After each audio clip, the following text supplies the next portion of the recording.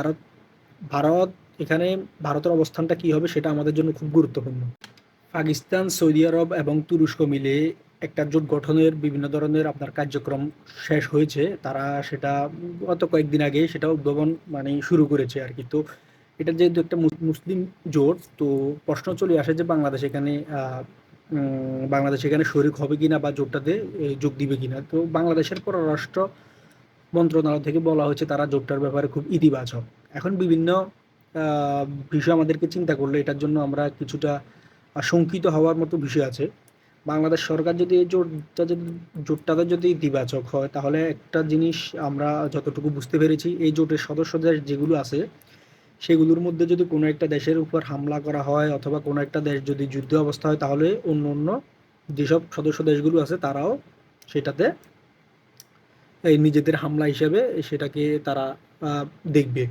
এবং তারা ওই আপনার যেই নেটো যে জোটটা আছে ওই জোটটার মতো আর কি, একটা দেশের উপর হামলা করলে বাকি দেশগুলোর উপর হামলা হিসেবে বিবেচনা করা হবে। তো এখন একটা বিষয় হচ্ছে যে এখানে আপনার জোটটাতে পাকিস্তান, তুরস্ক এবং সৌদি আরব, বিশেষ করে পাকিস্তান হচ্ছে এখানে একটা যুদ্ধ বিধ্বস্ত এবং সবসময় যুদ্ধ করে একটা দেশ। তারা আফগানিস্তানের সাথে যুদ্ধ করে, তারপরে গিয়ে তারা ভারতের সাথে তাদের বিভিন্ন সময় বিভিন্ন রেষারেষি আমরা দেখতে পাই। তো এই ধরনের জোটে যখন পাকিস্তানের মতো একটা দেশ থাকবে, তখন আমরা যখন এই জোটটাতে যোগ দিলাম, বাংলাদেশ যদি এই জোটটাতে যদি যোগ দেয়, তাহলে পাকিস্তান যদি কোনো একটা দেশের সাথে যদি যুদ্ধ করে যুদ্ধ অবস্থা যায়, তাহলে আমরা কি পাকিস্তানের হয়ে যুদ্ধ করব, বা আমরা কি পাকিস্তান যুদ্ধ করতেছে বা যে দেশগুলোর সাথে তাদের যে সমস্যা, সেই সমস্যাটার কারণে কি আমরা কি ওই দেশের সাথে সমস্যার সম্মুখীন হব না?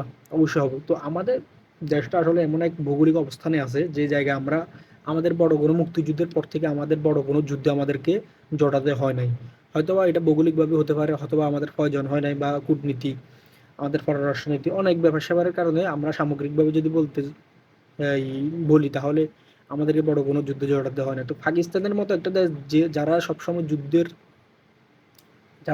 যুদ্ধ বাধায়, যারা সবসময় যুদ্ধ করে, বিভিন্ন দেশকে বোমা হামলা করে, আফগানিস্তানে বোমা হামলা করে, তারা নিজের দেশেও বোমা হামলা করে।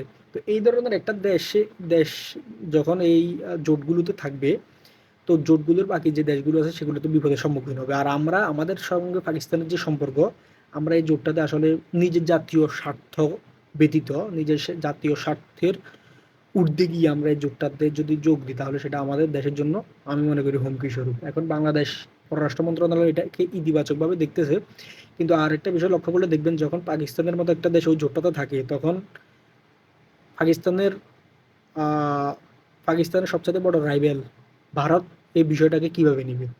বাংলাদেশ যদি এই জোটটাতে যদি যোগ দেয়, পাকিস্তান যে জোটে আছে ওই জোটে যদি বাংলাদেশ যদি যোগ দেয়, তাহলে ভারত এটাকে ইতিবাচকভাবে নিবে না, এটা স্বাভাবিক। অনেকেই বলতে পারেন ভারত কিভাবে নিবে সেটা আমাদের জানার বিষয় না। তবে আপনারা সবচাইতে বড় ভুল করছেন। ভারত এখানে ভারতের অবস্থানটা কি হবে সেটা আমাদের জন্য খুব গুরুত্বপূর্ণ। যেহেতু আমাদের ওই দেশের অনেক কিছু কিন্তু ডিপেন্ডেন্ট কিন্তু ভারতের উপর। সেটা কি কি ডিপেন্ডেন্ট সেটা আমি আরেকদিন আলোচনা করে বলবো, কিন্তু অনেক কিছু কিন্তু ভারতের উপর আমরা ডিপেন্ডেন্ট। তো ভারত হচ্ছে আমাদের সবচাইতে বড় প্রতিবেশী, ভারত হচ্ছে আমাদের সবচাইতে বড় বন্ধু বলেন, অথবা আপনি যেভাবে সংজ্ঞায়িত করতে পারে আর কি, সেটা হচ্ছে আমাদের সাথে সবচাইতে বেশি বর্ডার বলেন, এই স্বার্থ বলেন, অথবা বাণিজ্য বলেন বা প্রয়োজন বলেন, সবচাইতে বড় স্বার্থ আমাদের সাথে কিন্তু ভারতের সাথে আছে।